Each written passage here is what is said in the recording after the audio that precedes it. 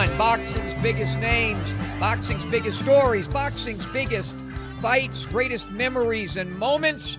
We break it down with style and panache, and with boxing author, writer, CompuBox counter, historian, Lee Groves. How you doing, Lee?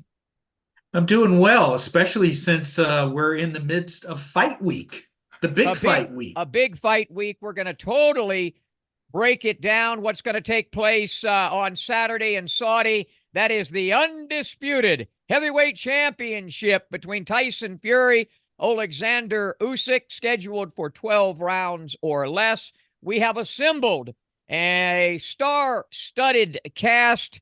We will be joined by veteran boxing commentator from the UK, John Rawling, from the world-class boxing gym, Tommy Yankello, former two-time buck 40-pound world champion, Regis Prograis is here, and odds. There's odds for everything, and certainly there's odds, and a bunch of them, for Saturday's fight. Amber Renee Dixon will join us. But before we get to all of that, let's talk about what happened with the Matrix, talking about Vasyl Lomachenko, who looked like he was 26 rather than 36 in breaking down and beating up ferocious Kambosos, who was certainly not ferocious down under the other night. Yeah, the main He event was of last tamed. Saturday. He was definitely, it was like the taming of the shrew. He certainly was. And as you said, the main event of last Saturday's ESPN broadcast saw Lomachenko win the vacant IBF lightweight title with a dominant 11th round TKO over former three-belt titleist George Kambosos Jr. Despite being 36 years old, despite coming off a controversial loss over Devin Haney, and despite not having fought in nearly a year, Lomachenko was sharp and powerful. He landed 36% of his total punches compared to Kambosos' 11%, and 50% of his power shots compared to Kambosos' 19%. In terms of total connects, Lomachenko outlanded him 175-40. That's more than a 4-to-1 ratio.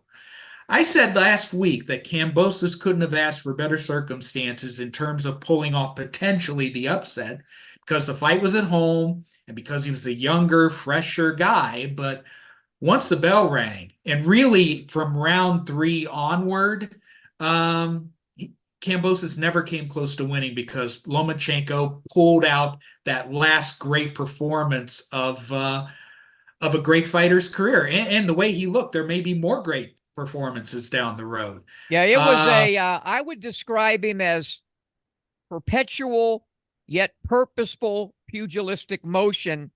And I said to you the other day and a few others that I actually think that Lomachenko has more dimensions to his game, to his abilities, to his skill set, more dimensions perhaps than any other fighter I've seen. And I know that is like crazy Big statement. praise, but between what he does with his fist and his arms and his elbows and his upper body and his shoulders and his head and his thighs and his calves and his feet, I mean, he is constantly doing something, and there's so many different dimensions. I've never quite seen anything like it. I mean, honestly, it's similar to Willie Pep, but not exactly. And I don't think he's the best fighter in all of boxing today, but he's one of the greats of all time. And again, I don't think I've ever seen, and I would challenge anybody to tell me, maybe some of the old school guys like a Jersey Joe or somebody like that, Ezra Charles, but I mean, more dimension to his game than I've ever seen. And he made 36 look like 26. And Kambosos is All That's Left Is a Band of Gold, was that song by Frida Payne. She was unfortunately a one-hit wonder, a beautiful one. And I think that's what Kambosos really is, a really good main event fighter who ended up getting lucky and winning a world title, and good, but not in the same stratosphere with the great Lomachenko. And now what we got to figure out for him, and we don't have to spend too much time on it on this show, is what will be next for him.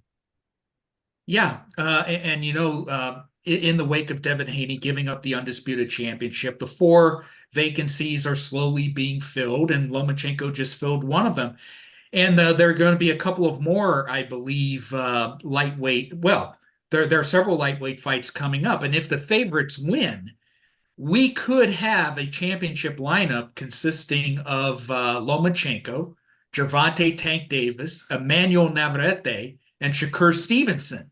And right above them at 140, we have Devin Haney, Teofimo Lopez, Subriel Matias, and God, let's just move on, that's a because star-studded we're going to be lineup. able to dissect that, and I got a lot to say about that, but not on this show. I know you wanted to run through a couple thoughts about the undercard.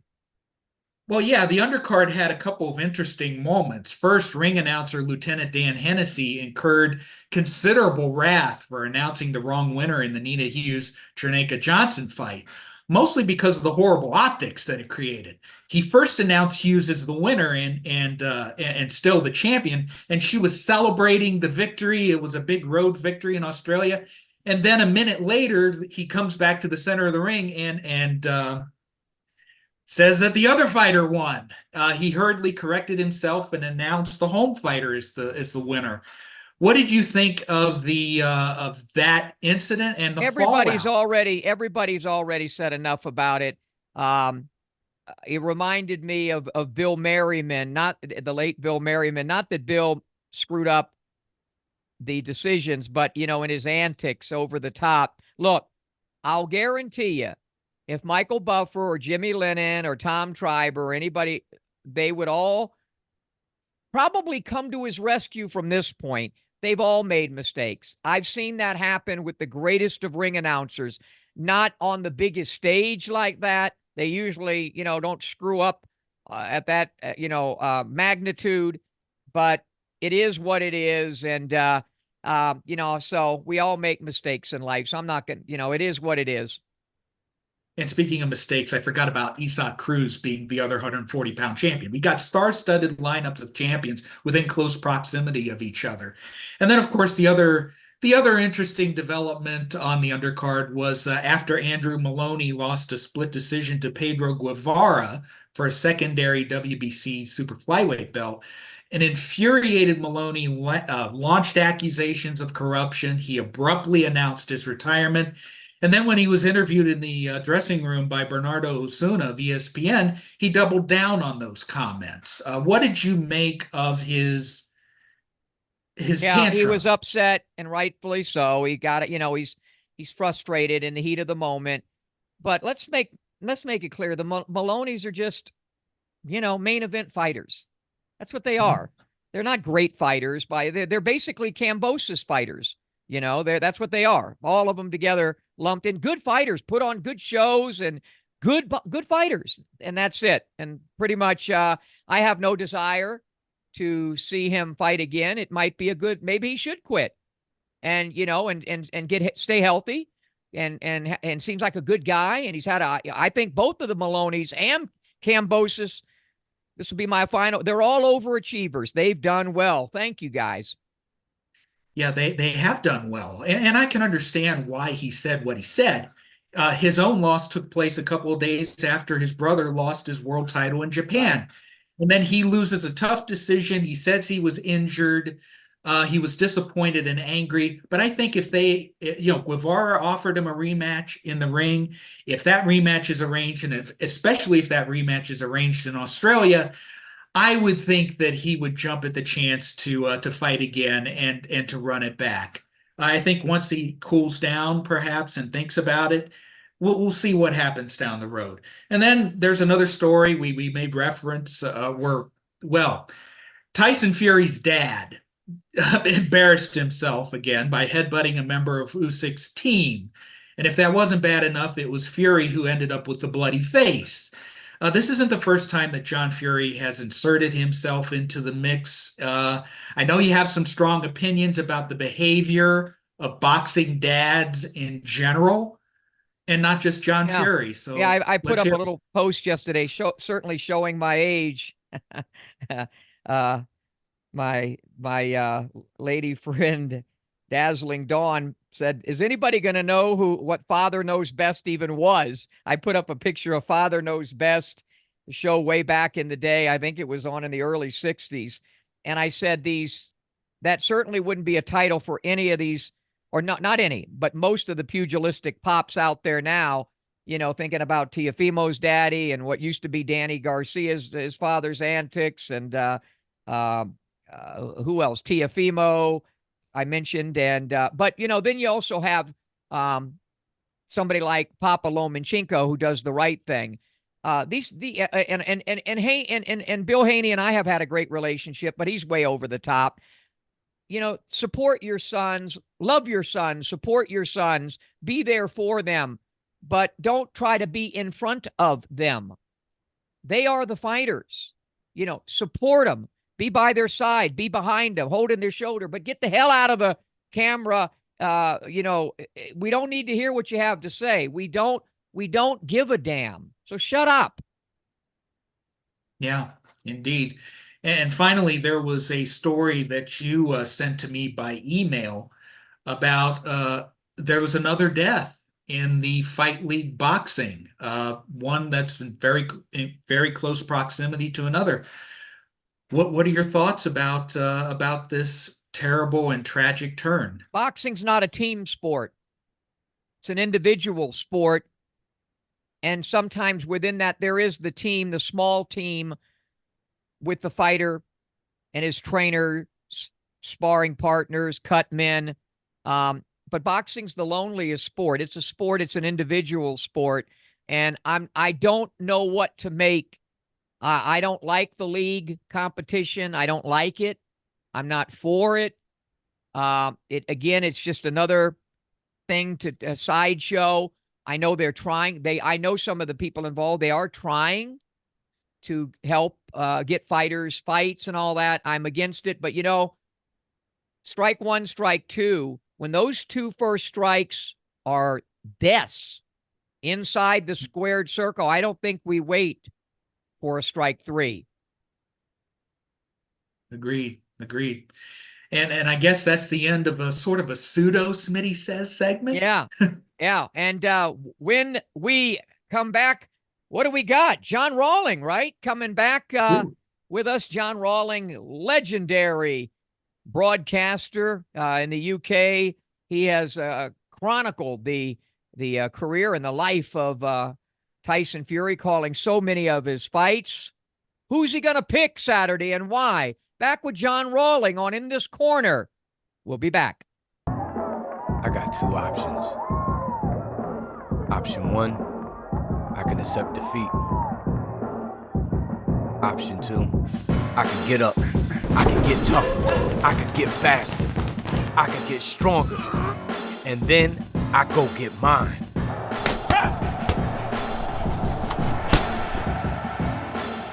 I made my choice. Have you made yours? Back on In This Corner, the podcast 121. We're dissecting, breaking down the undisputed heavyweight title fight. Of course, Tyson Fury, Oleksandr Usyk, Saturday. We are joined by veteran British boxing commentator John Rawling joins us. How you doing, John? I'm in very good form and thoroughly looking forward to Saturday night.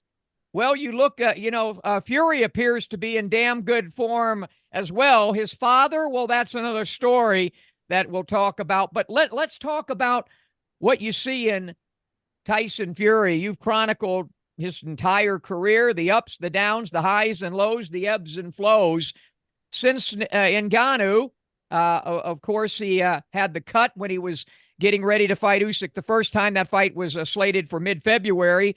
But now he appears to be mentally, physically, and even spiritually ready for his encounter with Usyk on Saturday. How do you see this fight shaping up? Well, he's going to need to be right, isn't he? Because I think technically Usyk is better than any other fighter he's faced. So he's going to have to be absolutely on his game. He's got himself physically slim compared with some of his previous fights. How fit he is, well, that remains to be seen. And does he have the game plan to cope with somebody as technically gifted as Oleksandr Usyk unquestionably is? I think this shapes up to be a real crossroads fight for Tyson. I think he's got to look good in this. If he doesn't, then it's downhill. And the evidence of his 3 fights, I think, Smitty, since those epic confrontations with Deontay Wilder, is not particularly good. You know, he beat Derek Chisora, who frankly wasn't much opposition, and beat him easily. Beat Dillian White, and then he had the fight against Ngannou, who made him look poor, put him on his backside. A lot of people thought that Ngannou won the fight. Now, was that just Tyson Fury taking his eye off it and not preparing and totally underestimating him? Or was it evidence of somebody who's a fighter in decline? And that may well be the case. We'll find out Saturday night. You know, I love what you said, though, about cosmetically. He looks good. Everybody's going and you know, raving about, I saw Muhammad Ali at the end of his career get himself cosmetically in shape for Larry Holmes, but he wasn't there. What I'm wondering about this is, since the cut, what I'm wondering is if they worked so much on conditioning, because they were probably not wanting much sparring to make sure the cut, because that was only 3 months ago. So I'm anxious to see, is it just cosmetic, or will his timing and everything be there Saturday? There's going to be scar tissue there around the eyes. Remember the Otto Wallin fight when he had those awful cuts, as well as what's gone on subsequently. You know, and I hope that cuts don't turn out to be an issue, but it's by no means impossible. I just wonder. And I fear, I've seen Tyson for a long time, as you know, Smitty, and I've followed his career. And at his best, he can be a very, very good boxer, but he's going to need to be a good boxer against this fella. And I don't think that physically he's going to be able to smash him with big shots. You know, they talk about a weakness in Usyk around body shots. Now, how many fights did you ever see Tyson Fury win with body shots? You know, he's not a great fighter up close. I think his strategy to win the fight is going to have to be to keep it long and to try and win kind of on the move and at range. His best performance for me may well have been, from a boxing perspective, when he beat Klitschko back in 2015. But you know, I mean, that's a long time ago. A lot's gone under the bridge since then, and I just wonder, and I question whether or not we might actually have seen the best of Tyson Fury. And yeah, you know, you're talking about people who are physically and kind of, on the face of it, looking as though they're in shape. And Muhammad Ali against Larry Holmes is the prime example of that. You know, he got in the ring, and what we saw there was just a shadow of the man he'd once been. And you know, Tyson Fury has had some bad times. He's not looked after himself. He's not lived the life as Oleksandr Usyk has. Yeah, chatting with legendary British boxing commentator John Rawling as I flip to Lee Groves.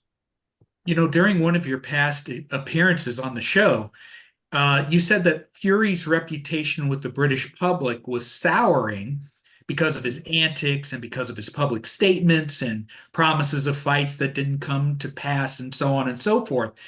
And surely those criticisms were at a peak following the Ngannou showing. Now that it appears that Fury has taken the Usyk fight very seriously, and I saw some comments by Fury this morning that were very complimentary to Usyk, do you sense that with the British public, the sentiment has shifted more favorably toward him? How do you gauge how he is perceived by the British public now? It's interesting, actually. I suspect there's a little bit of fatigue over this fight, so far as the fans are concerned, because it's taken such a long time for it to actually happen, and people were listening to the Usyk camp saying, "Oh, we'll believe this fight's going to happen when it actually happens." Mm-hmm. And I think there were a lot of people who were buying into the kind of the theory that Fury might find a way not to take this fight. From a fight perspective and from a promoter's perspective, I'm sure Saudi Arabia and I'm sure Bob Arum and I'm sure that Frank Warren are going to be hoping very much that he takes this and they move on to a rematch in September and then thereafter to a Joshua fight. But there are an awful lot of ifs and maybes. I think this is going to be a very technical fight. He's not going to be able to go in and just exchange bombs like he did against Deontay Wilder. It's not going to be that sort of a fight. It's going to be very much more technical. It may not be a great fight to watch, in all honesty. I think, you're looking at Usyk, who's got every move in the book and knows how to upset a big man and to play to his advantages. And it's whether or not Fury has still got the sharpness and the skills to cope with that, because the evidence of all the fights post Deontay Wilder is that that's no longer quite there. Mm-hmm, mm-hmm. And should Fury win, and as we're taping on Tuesday, he is slightly favored to do so. We know that he's contractually obligated to fight him again. And if he wins the rematch, do you think that he must fight Anthony Joshua after that to completely stamp himself as the best fighter of his era? Or would the 2 wins over Usyk suffice, should they happen? If it happens, I mean, that's the thing. Should it happen? The question with the whole thing is if this fight turns out to be not a good fight, then that's going to kind of stifle public expectation for a rematch. And then, even if he loses, the temptation would be to go for a Joshua fight, which would be, I don't know how people are talking about it in the States. You'd be able to tell me better than I'd know from here.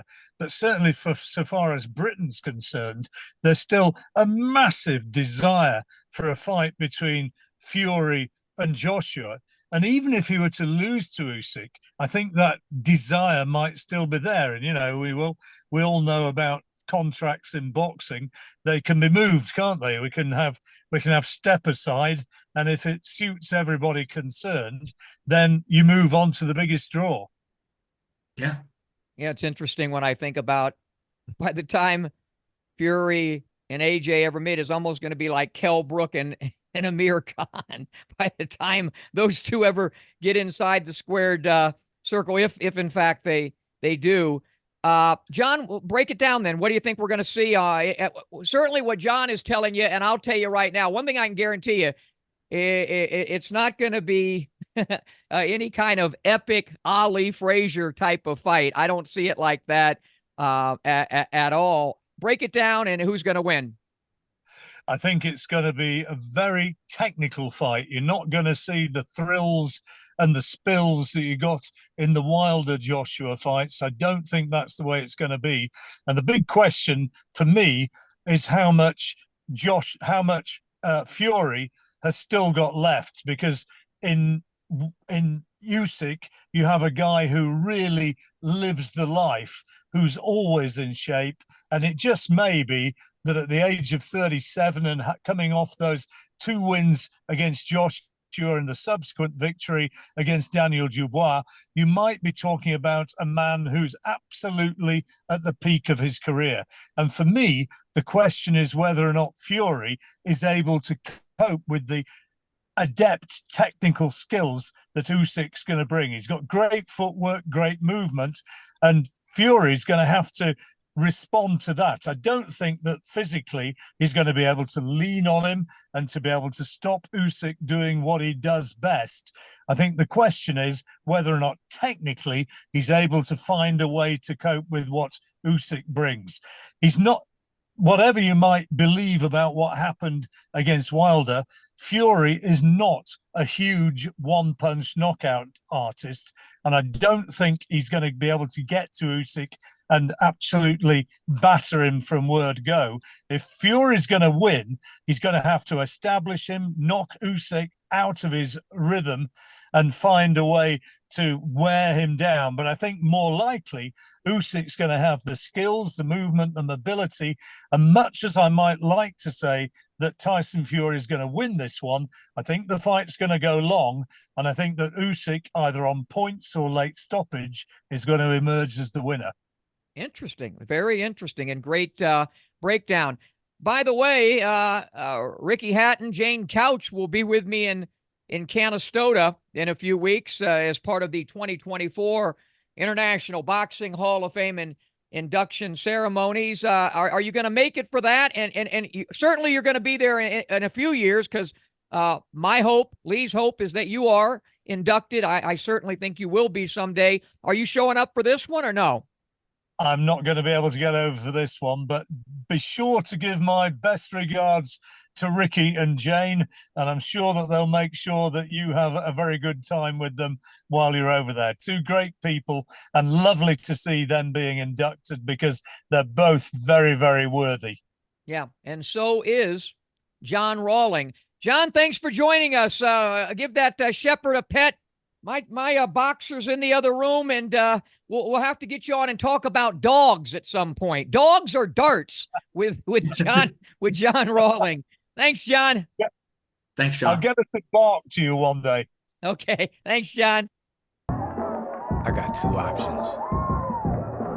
Option one, I can accept defeat.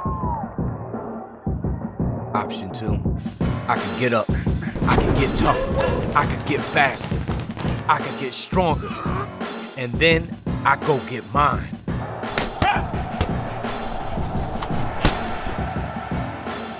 I made my choice. Have you made yours?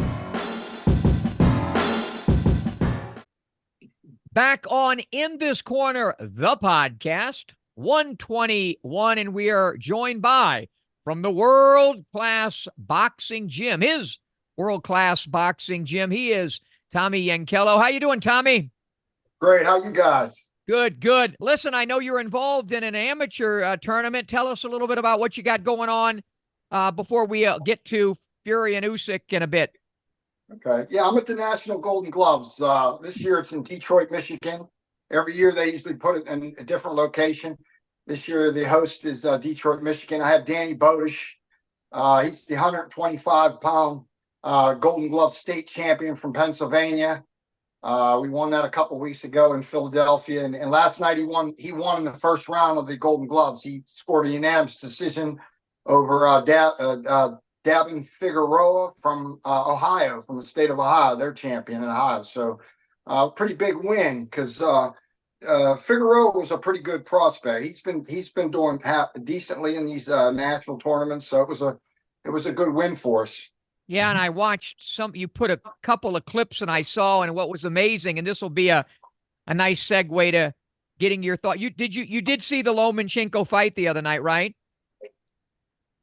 I saw bits and pieces of it. Okay. I had it on, but I was preoccupied with some other things at the same time. Okay. I had it on the screen. Yeah. But watching your youngster fight there, what I noticed just in a few seconds was the various angles, the level, the different dimensions that he had. You could see that, and that's typically how your fighters are. The skill set is above and beyond, along with the fundamentals. And that brings me to Lomachenko. I made a comment earlier on the show, and I'm not one for hyperbole. I've seen so many greats either in person or whatever, but I don't think I've ever seen a prize fighter with more dimensions to his game than Vasyl Lomachenko. The thing that he does, that it's like perpetual pugilistic motion, but purposeful at the same time. I mean, feints, every part of the body he feints with, and then his slipping and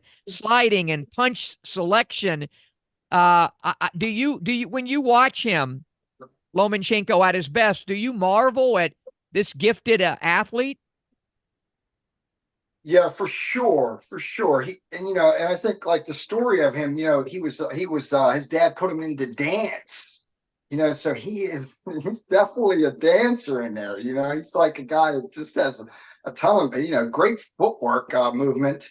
Some of the things that old school things, like I feel like some of the guys in the past the lightweights could have beat him, like Duran and Pernell Whitaker and guys like that, but I think, he's definitely one of the best, man, over the last, 25, 30 years, 20 years. He's just, and I think what you said, athlete, I think, the development of, like, to me, I'll be honest, like, I feel like that a lot of his stuff is just because he developed such great footwork.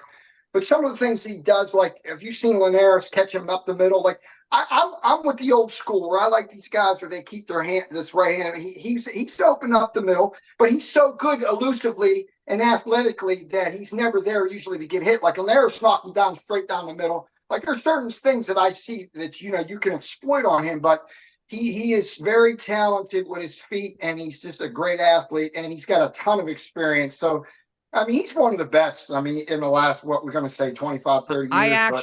I actually hope he calls it quits soon. I don't want, he had nearly 400 amateur fights and gold medals and a plethora of world title. I would like to see him just call it a day. I don't want to, I don't think he has the frame to go up much, to be honest with you.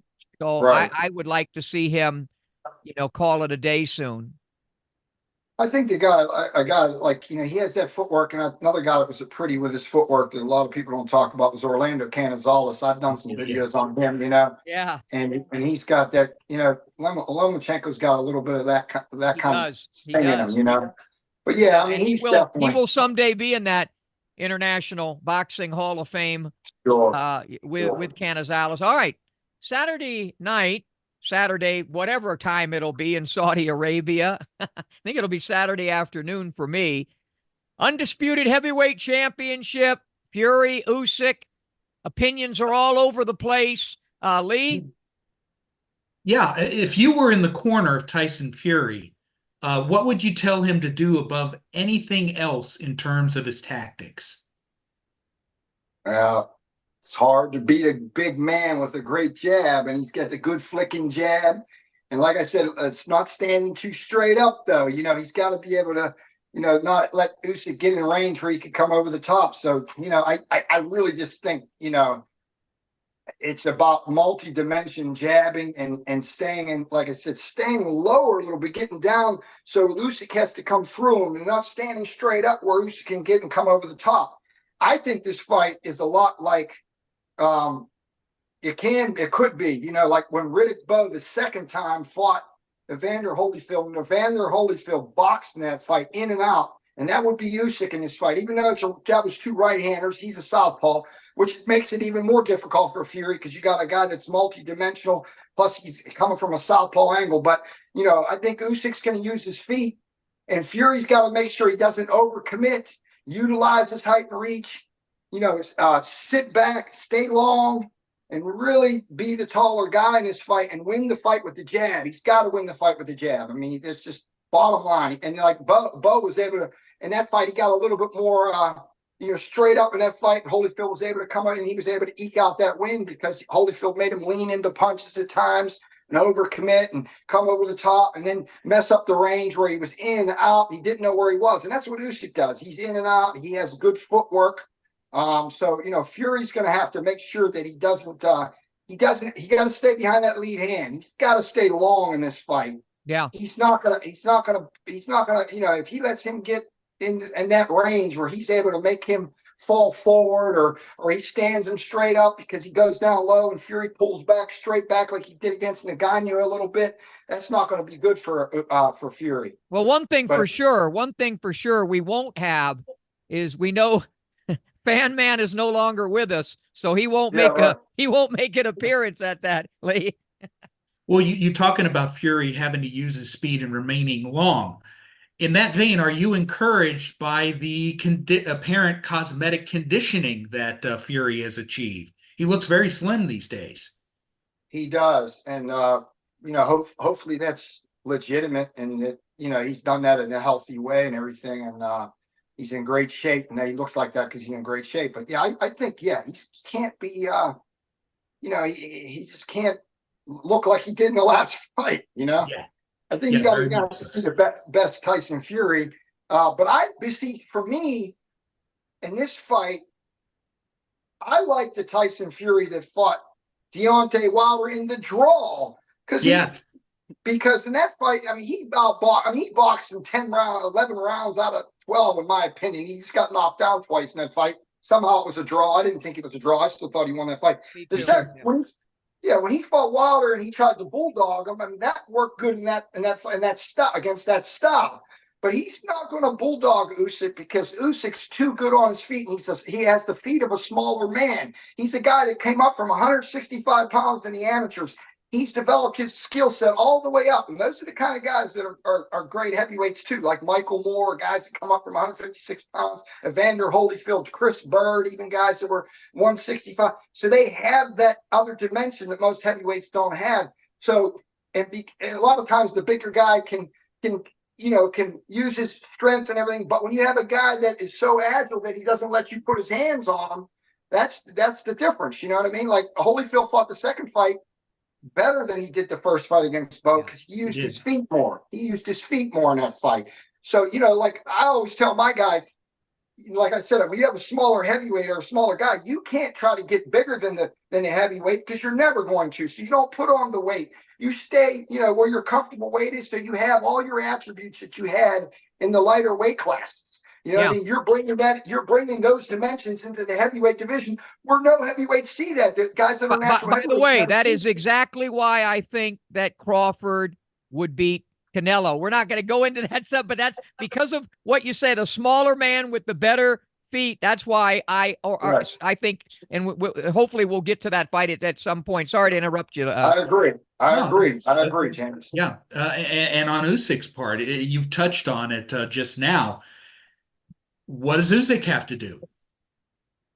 I mean, of course, you have to jab with a jabber so he doesn't dominate with his jab. So he's got to use a great jab because if Tyson Fury doesn't have to worry about anything coming back at him jab wise, then he can dominate with his jab if he gets in a rhythm with it. But Usyk's got to use a good jab, but he's got to do what he's done. What he did against Joshua, he made Joshua fall forward, overcommit, he counter over the top. Then he was on the left side of Joshua. He was on the right side of Joshua. So I think Usyk just has to fight his best fight. I just think this is a great fight. I think it's a great fight. I think it's just going to execute, what they do best. Whoever can bring what they do best and execute it that night to their best. You know what I mean?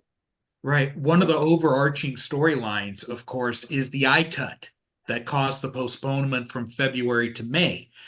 Do you think, as a world-class trainer who knows about this kind of stuff, is 3 months enough for that cut to heal?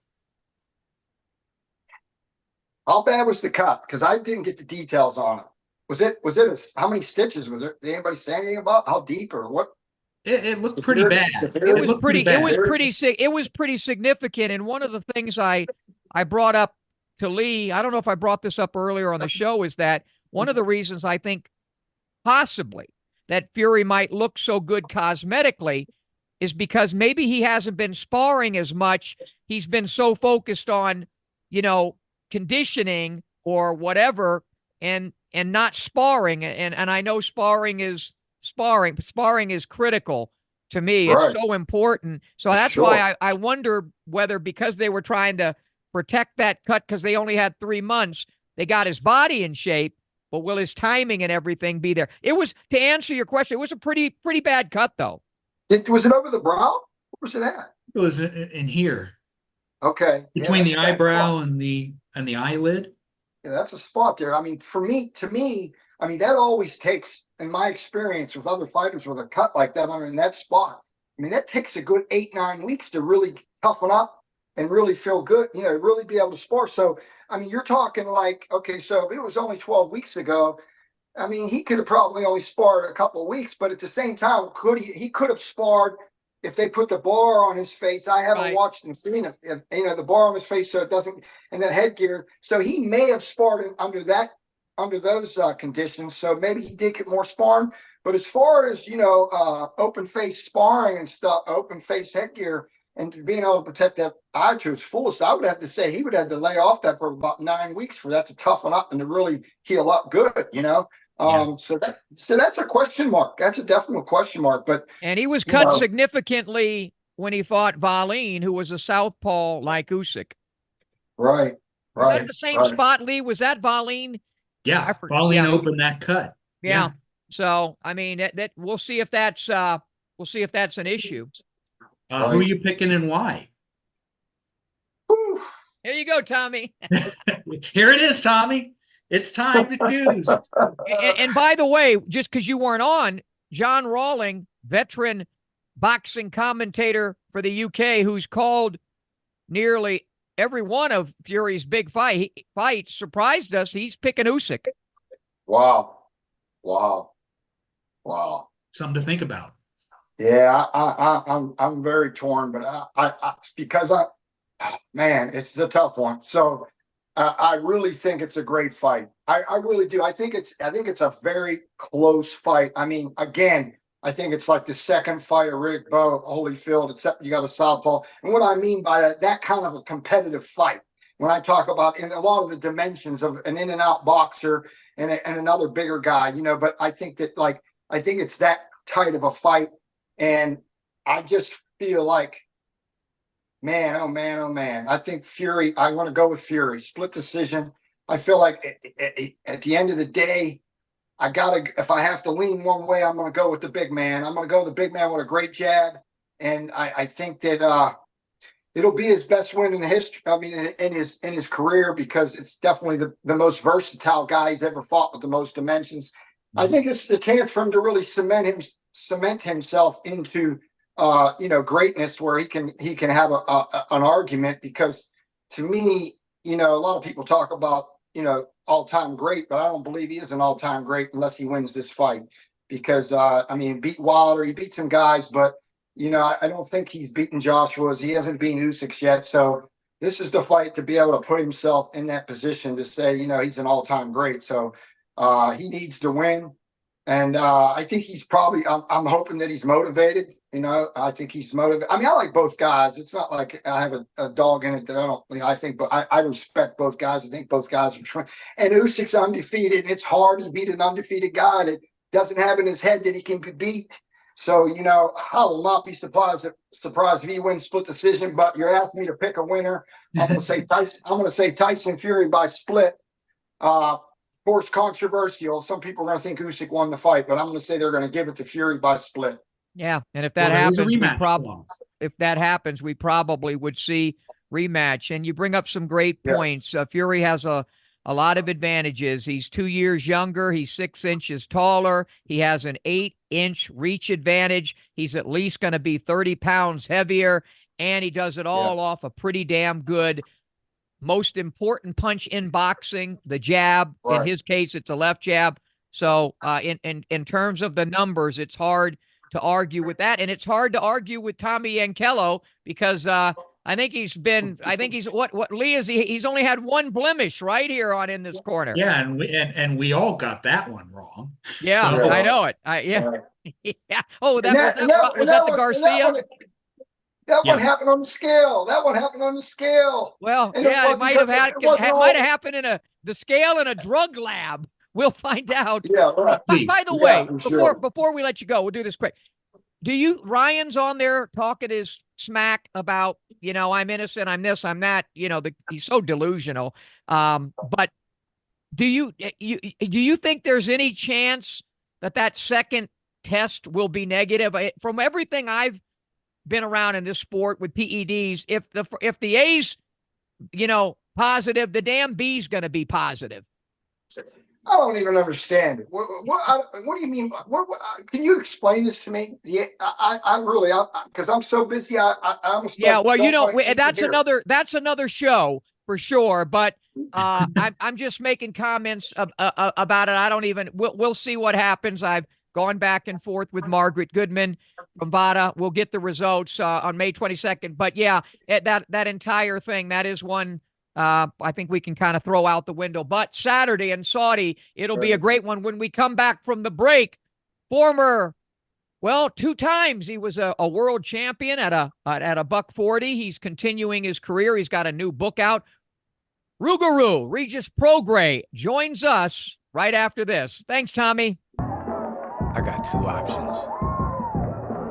Option 1, I can accept defeat. Option 2, I can get up. I can get tougher. I can get faster. I can get stronger. And then I go get mine.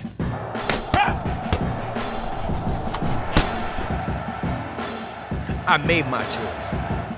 Have you made yours? Back in this corner, the podcast 121, and joined by 2 times a champ at a $140. Rougarou, Regis Prograis, joins us driving his whatever somewhere in the United States. I think he's at home in New Orleans at the moment. How you doing, champ? I'm in New Orleans. I'm good. I just came out here for Mother's Day. So and to stay in a few days. I'm gonna go back Thursday.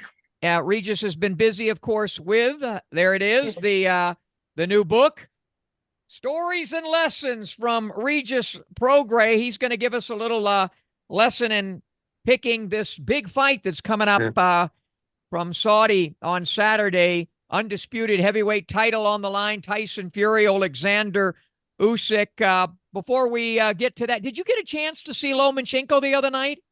I did. And you know what? This was when I watched Loma. This was the first fight I ever bet on, and so I was watching it as like when I watched the fight, it was different. It was way different. And guess what? I did pick the knockout, but I picked the 5th round. Okay. But my friends was like, man, you should have bet 5,000 on it's gonna go the distance. And I was like, nah, I feel like it's gonna be a knockout. And the 5th round, he actually picked it up. Really, the 4th round, he picked it up, and I was like, all right, it's coming. But then the 5th round, he kind of, George started fighting back a little bit, but George started getting, he started getting bust up. But then, he did stop him. And I felt like, I did feel like Loma was going to stop him. He was, he looked real good. And I didn't see that Loma in a while. And it felt like he's back. I said I was texting Lee and I said that he's touching. I could tell by the way he was touching him early that once he starts to turn stuff over, I felt he would get the stoppage as well. So good call there. Now we're going to start to look at Saturday, Lee. Yeah, to me, Fury versus Usyk is a destiny fight, meaning that what happens on Saturday will define how each fighter will be perceived in terms of their overall legacy. Put yourself in their place. What are you feeling during fight week? How are you taking all of this in? How are you getting ready for the big moment? I mean, it's gonna be a lot of nerves going on with that. This is a huge fight. This is undisputed heavyweight. If I'm not mistaken, the last undisputed heavyweight was Lennox Lewis. So, and I feel like this is, I'm not going to say, maybe it is bigger when, I'm not going to say, they are better fighters than Lennox Lewis, but I feel like this is a bigger moment because it's just so much hype behind it, with Tyson Fury is such a big personality. He's so good, and that Usyk is just such a good fighter too. So I feel like this moment is a bigger moment than when Lennox did it. So I mean, with that being said, man, it has to be a lot of nerves on both of their part. Obviously, getting paid a crazy amount of money, but it's not even really at this stage. It's not even about that. It's about this is legacy. This is their legacy. So oh man, it's I can't wait. This is one of the fights that I'm actually looking forward to. How do you manage those nerves? Man, really experience, reading, meditate. Mm-hmm. But the main thing, you just have to go through it. That's the thing. It's gonna be hard to manage those nerves. It's something that you just have to go through and just kind of just gotta go through. Because I don't think you can with those nerves being so big, I don't even know if you can manage those nerves. You have to be nervous. You know, the nerves it's a good thing, but you can't let them get to you too much. So I don't know, man. But you know, I never been in a fight that big. I've been in big fights, but this big, you know, undisputed and you know, heavyweights. I mean, this is a huge fight. So I'm just excited. I'm excited to see it. Yeah, we all are. If you're Tyson Fury, how mindful would you be of protecting that cut that caused the postponement? And how worried would you be that it would open up again, especially in the early rounds? I mean, yeah, if I'm him, I'd definitely be worried about that. You know, I think that, you know, you'll have to have, you know, somebody that can, I mean, have a really, really good cut, man, because you definitely don't want to open it up, especially early. I mean, later in the fight, it might be a difference, but early you don't want to open that cut up and, you know, actually make that let that cost you the fight. So, you know, that's something that hopefully, you know, it's good with him, and you know, it's something that he'll have to, you know, just always thinking about. Something has to be on his mind. Yeah. Now, based on the pictures that I've seen of Fury lately, he appears to be in much better shape than he was for the Yeah. Ngannou event. Do you think that now that he's in at least cosmetically better shape, do you think that he'll use his length, his legs, his reach to make it a long fight? Or do you think that he will try to maul and brawl Usyk just a little faster than he would with the extra I, weight?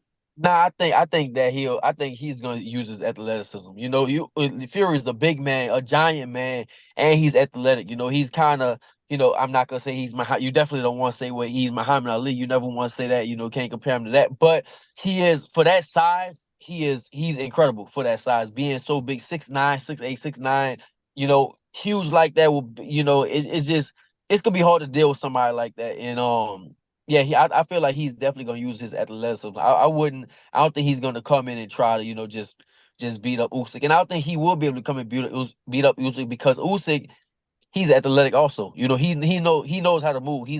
If I'm not, I know he came from that Lomachenko type of style. And I actually, you know, I studied Usyk as a southpaw, and Usyk is amazing too. So yeah, Mhm. this is a huge fight. So Usyk is going to be fighting a guy who's 6'9", has an 85-inch reach, just a huge mountain of a man. How do Mhm. you, as a fighter, if you were in Usyk's place, how do you deal with a guy that size and that athletic? Yeah, that's the thing. It's gonna be a hard thing to deal with, but I think that Usyk still has the tools. I mean, you know, even Rocky Marciano, he had the short arms, and Mike Tyson had short arms. They out jab bigger men. So, but Usyk has, you know, even though he has the disadvantage on the physical aspect, I think mental wise he might have the advantage. Mhm. You know, because he comes from that. If I'm not mistaken, he was Olympian, right? So I think he was. Uh, You know, he has yeah, gold big. medalist, I believe. Gold, yeah, Olympian gold medalist. So he has a real big amateur pedigree, and I think that the mentality wise, he does have a mental advantage, and he's athletic also. It's not like he's just somebody that's, you know, he's not athletic. He knows how to move his feet. He knows the right hand placement. He's just real good. So yeah, if I was him, I mean, same thing. They both have to just use their athleticism. And let's talk about something that he does like you and you do like him, and that's fighting off the southpaw style. How important do you think for Usyk that will be, that he'll be a southpaw? And to be honest with you, the last time I saw Fury with the southpaw, I guess it was Otto Wallin, who gave Fury He fits, struggled. cut him. So Yeah. what do you see the southpaw style as being a real advantage for Usyk in this fight with Fury?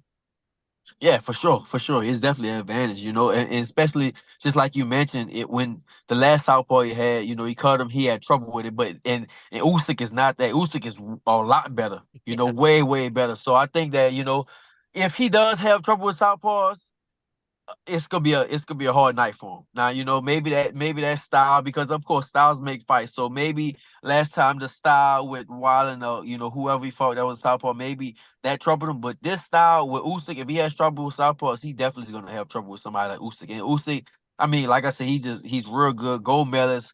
You know, he moves his feet, moves his hands. I studied him. I watched him a few times, and I watched him when he fought Andy Joshua. Andy Joshua is almost that same size as Fury. You know, he's not as big and as long, but he's still a big man, and you know, it looked like he handled him kind And of he's a easy. better, Right. and he's a harder one-punch guy than Fury is too. Yep. Lee, did you have Exactly, and something? I do actually. Fury has a lot of experience against left-handers. Usyk will be the 8th southpaw that he's fought in his career. So, and he's undefeated, so he's beat them all. Yeah, but he Yeah, didn't look good right. against Baleen. I was at ringside at that fight, and this guy, like Regis said, is an altogether different kettle of fish than any of those other southpaws that he's faced. Yeah. And on that note, so far we've had John Rawling, veteran broadcaster from the UK. He, who's covered the entire career of Fury, he's picking Usyk. Tommy Yankello, who the trainer was just on, and he said it's totally even, but he's given the edge to Fury.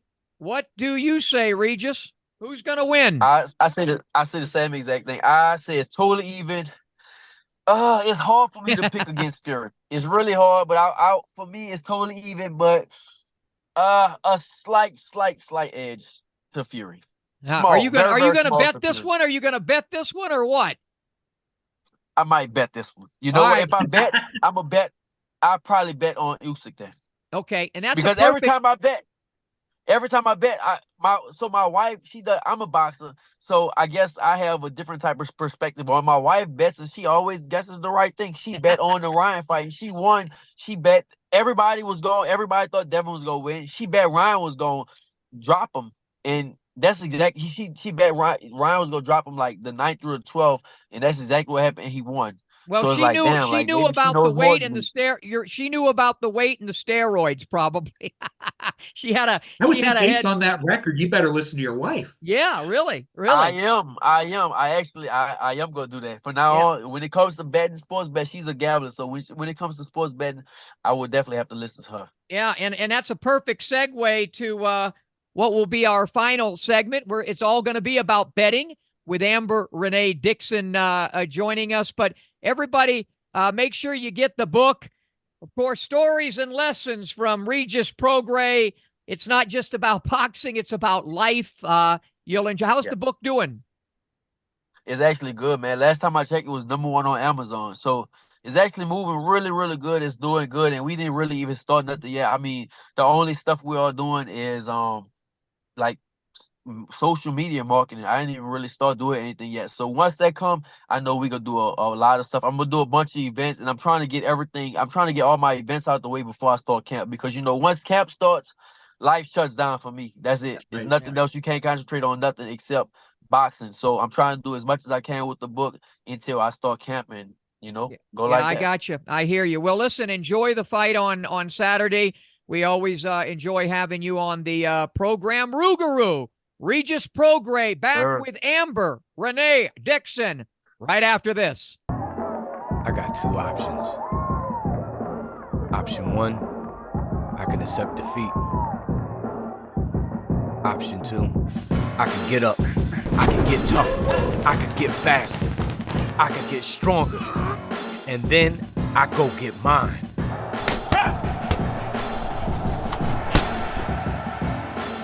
I made my choice. Have you made yours? Final segment in this corner of the podcast, 121, as we get closer and closer and closer to the undisputed heavyweight championship of the world. Tyson Fury, Oleksandr Usyk from Saudi on Saturday. Regis kind of led us right into this as he spoke about the first time he ever bet on a fight. He said that his wife is pretty good at it. Lee, we're joined by somebody who we know has all the odds and ins and outs, and she, of course, is Emmy and Edward R. Murrow award-winning sportscaster.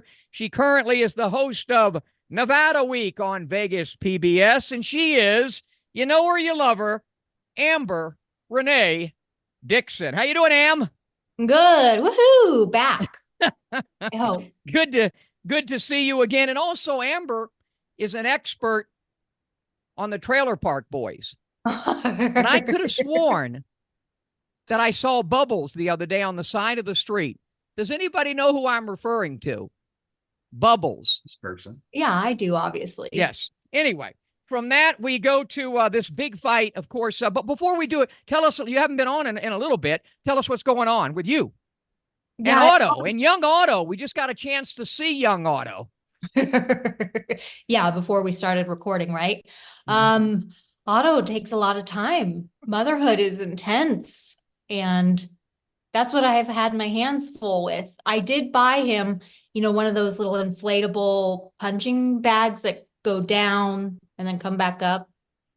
And I think he's more of a lover than a Yeah. fighter. He Yeah, kind let's of keep him out of the squared circle. You had your debut in the squared circle. Let's keep him out. Keep him make him a lover rather than a fighter. But the big fight is Saturday. It is one that we've all been looking forward to for quite some time, and we're going to talk about the odds, and there are plenty of them and other stuff. And Lee, you prepared this segment, so I flip it to you. Go ahead.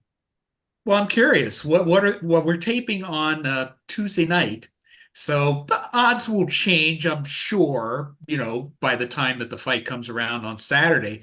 But as they stand right now, could you give us a rundown of the odds, who's favored, over under, such and such? Right. Okay. So DraftKings is what I'm using. Tyson Fury, the small favorite at -120. Usyk plus 100. Wow. Total rounds is over 10.5. And that's the favorite at -320. Under 10.5 rounds plus 220. And then will it go the distance? Yes. -240. No. Plus 175. Wow, it sounds as if the odds makers see this as a genuine pick'em fight.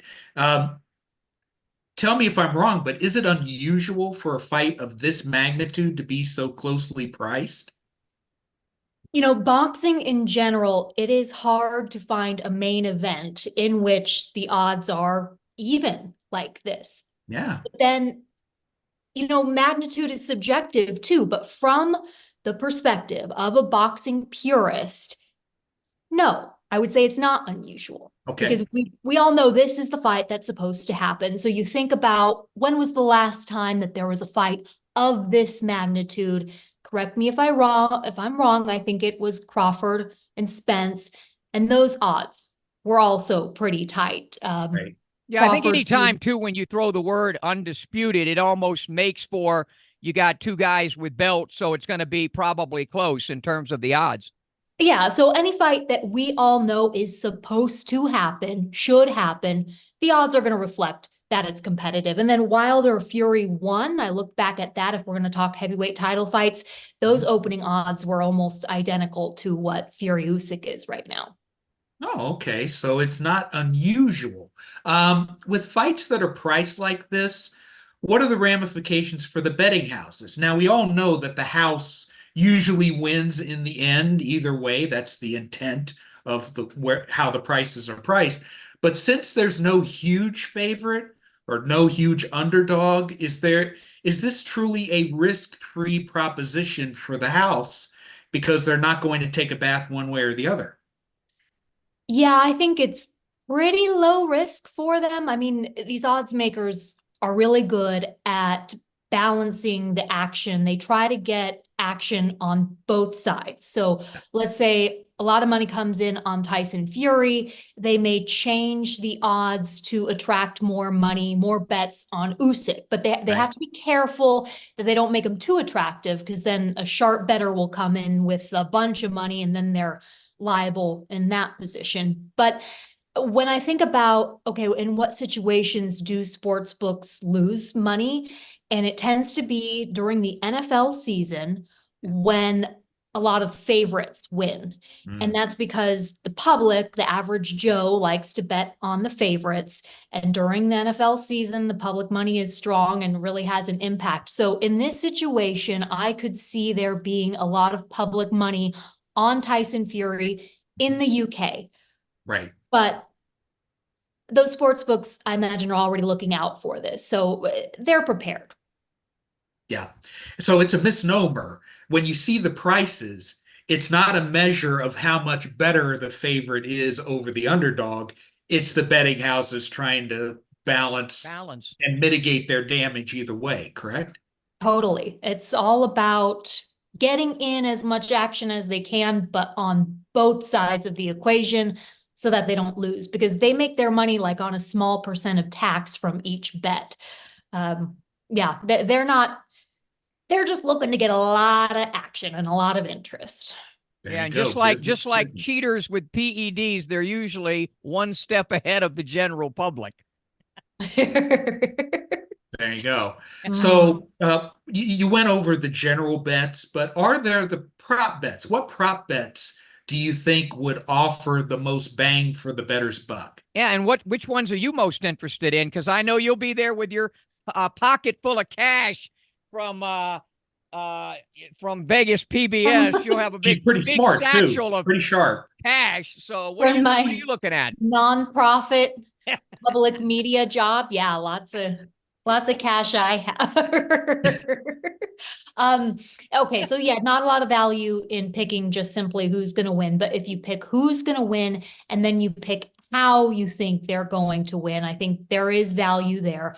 So you also factor in the odds that odds makers think, yes, this fight is going to go the distance. So I would say if you think Fury's going to win, pick him to win by decision. If you think Usyk is going to win, pick him to win by decision. Both of those are at plus 185. So a $100 bet would get you $185. But I do want to throw this in. I've had so much trouble making a pick myself, going back and forth with all these different scenarios in my head of, well, what if he does this? Maybe he'll do this, but no, that probably won't happen. No, I don't think that's going to happen.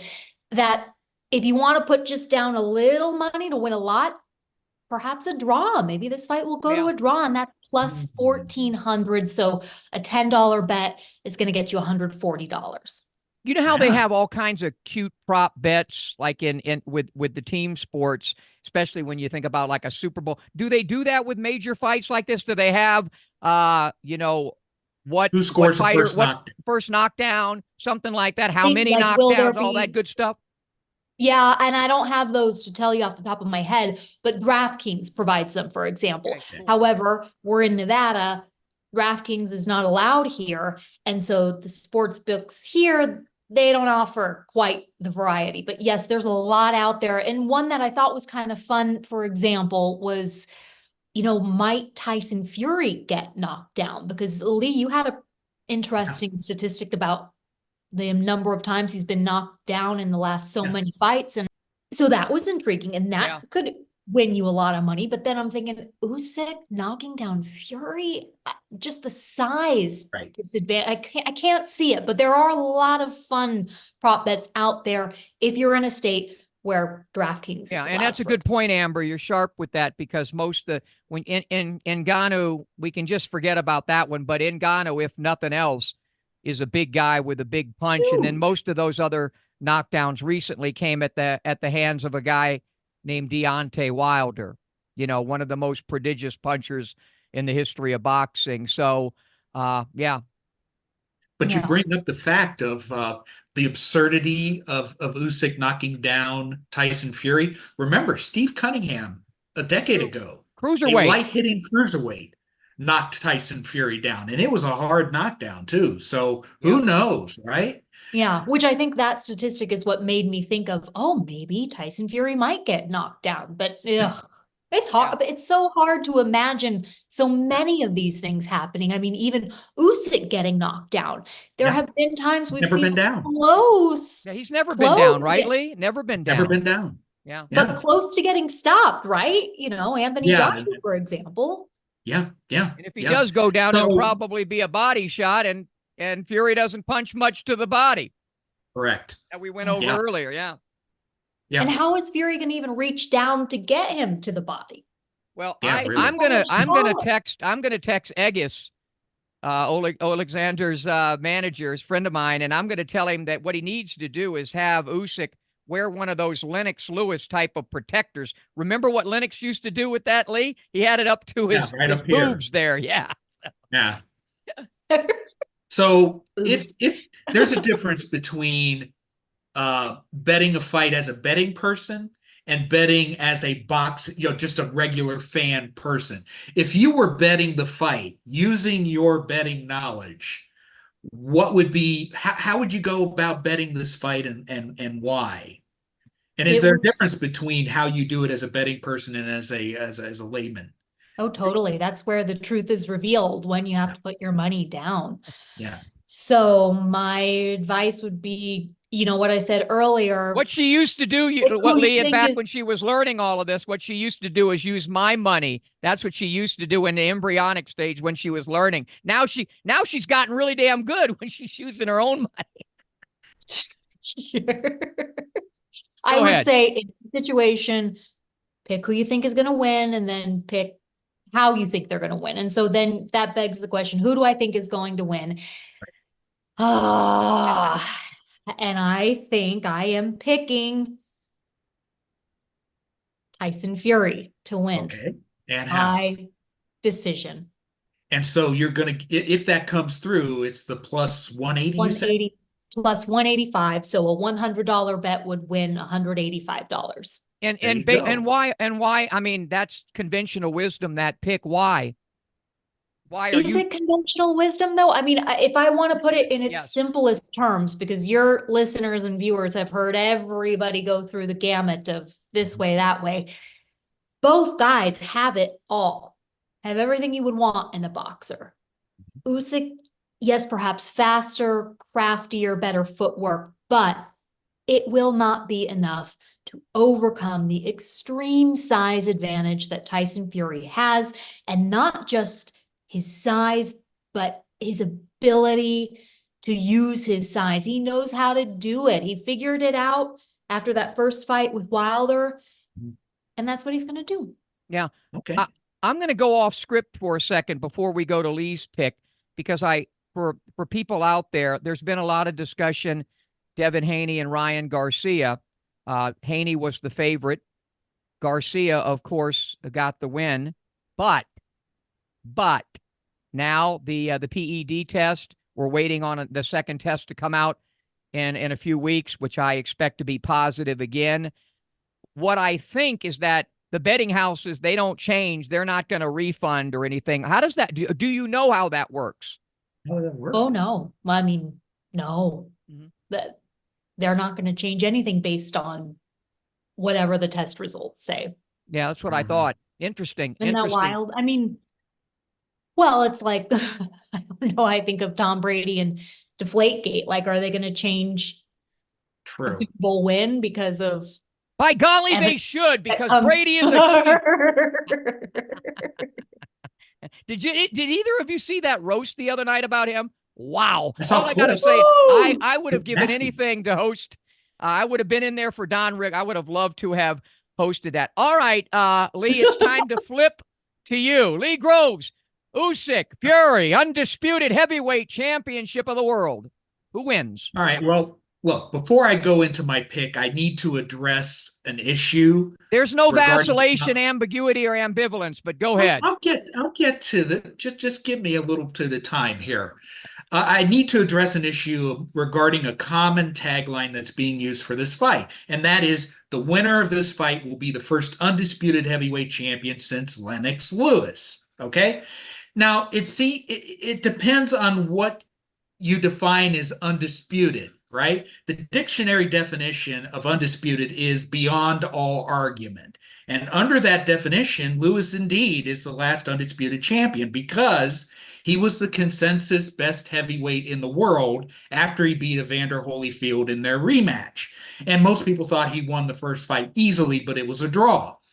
Fine and good. But then there's the boxing definition of undisputed, and that is owning all the heavyweight hardware alphabetically while also being considered the lineal champion. That's on the line too. Tyson Fury is the lineal champion because of his victory over Vladimir Klitschko, and he's never lost. So, under that definition, it's not Lennox Lewis that's the last undisputed champion. It's Mike Tyson. And here's why. At the time he stopped Michael Spinks in June 1988, he added Spinks's lineal claim to his WBA, WBC, and IBF titles. And as for the WBO, although it came into being in 1988, it didn't stage its first heavyweight championship fight until 1989, May 1989, when Francesco Damiani stopped Johnny Duploy in 3 rounds. Now, we in boxing use the term four-belt era all the time because the WBO has gained recognition as a widely recognized world title. And to me, logic dictates that one must then recognize the entire lineage of the WBO all the way back to the beginning. And at the time that Lewis defeated Holyfield in the rematch, a guy named Vitaly Klitschko was preparing to defend his WBO belt against Obed Sullivan. So while Lewis was the consensus best heavyweight in the world, he was not, in my eyes, and under the boxing definition of undisputed. It doesn't make Lennox Lewis any lesser of a fighter. I have him behind Ali, Joe Louis, and Larry Holmes. I have him number 4 as the best heavyweight champion of all time. But under today's definition, Mike Tyson is the real last undisputed champion instead of Lennox Lewis. Okay, could you Now, could you please repeat that? No, don't. No. That was great. Yeah. Smitty, do you remember that That was time great. that we saw Lennox Lewis at the Nevada Boxing Hall of Fame? Yes. And do you remember the gaff that I had in front of him? No, I don't. I no. What was it? This should be interesting. You introduced me to him and you said, "Do you remember what I told you about Lennox Lewis? What was his greatest quality?"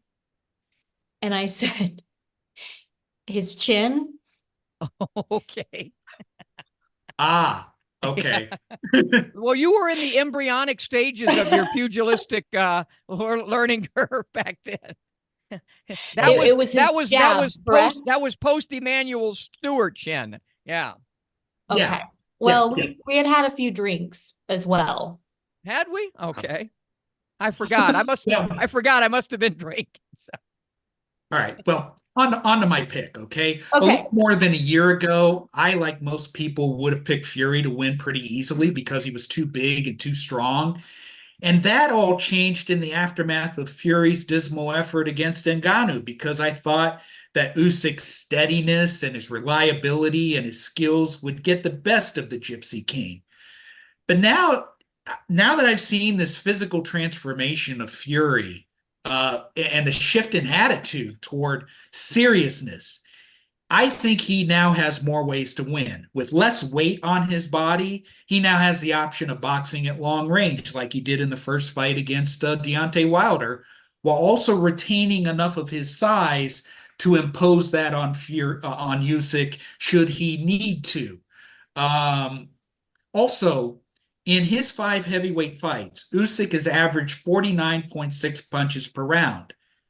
As a cruiserweight, he averaged 20 more punches thrown per round. That's a big difference. 20 punches less per round over 12 rounds. That's a pretty big number, right? So, and Fury has averaged a little less than 40. I think that if Usyk is going to win the fight, he's going to have to pile up the points. And if he needs to pile up the points, he needs to throw more punches to win the rounds emphatically. And I'm not sure that 50 punches per round is going to be quite enough to make up that difference. 12 rounds is a long time to be in there with a man as huge as Tyson Fury. So I think the fight will go all 12 rounds. But I think that Fury will be the man who will have his hand raised. Fury by unanimous decision.